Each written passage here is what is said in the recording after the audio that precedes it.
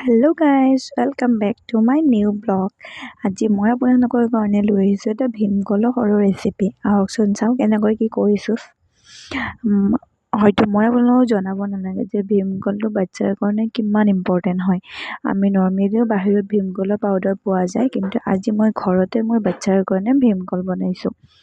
ইয়াতে মই এটা কল লৈ লৈছোঁ আৰু চালনী এখনত মই ধুনীয়াকৈ চালি লৈছোঁ। চালি ল'লে মই মিক্সিতো দিব পাৰিলোঁ হয়, কিন্তু গুটিখিনি বাচ্ছাৰ হজম নহ'বৰ কাৰণে মই মিক্সিত দিয়া নাই, ধুনীয়াকৈ চালনীতে চালি লৈছোঁ। আৰু তলত ধুনীয়াকৈ কলবিলাক ওলাই আছে, চালনীখনত গুটিবিলাক ৰৈ গৈছে। আৰু আপোনালোকে মোক জনাবচোন মোৰ ভিডিঅ'বিলাক চাই কেনেকুৱা পাইছে। আৰু যদি ভাল পাইছে চেনেলটো লাইক কৰি দিব, শ্বেয়াৰ কৰি দিব, ছাবস্ক্ৰাইব কৰি দিব নাপাহৰিব। আৰু লগতে যিটো বেল আইকন আছে সেইটো দবাই দিব, তেতিয়াহে মোৰ নতুন নতুন ভিডিঅ'বোৰ পাই থাকিব। এয়া ধুনীয়াকৈ কলখিনি ৰেডি হৈ গ'ল। ইয়াতে মই একো মিক্স কৰি দিয়া নাই, কাৰণ ইয়াতে অলৰেডি কলত মিঠা আছে। ৰেডি হৈ গ'ল। আজিলৈ আহিছোঁ, বাই বাই।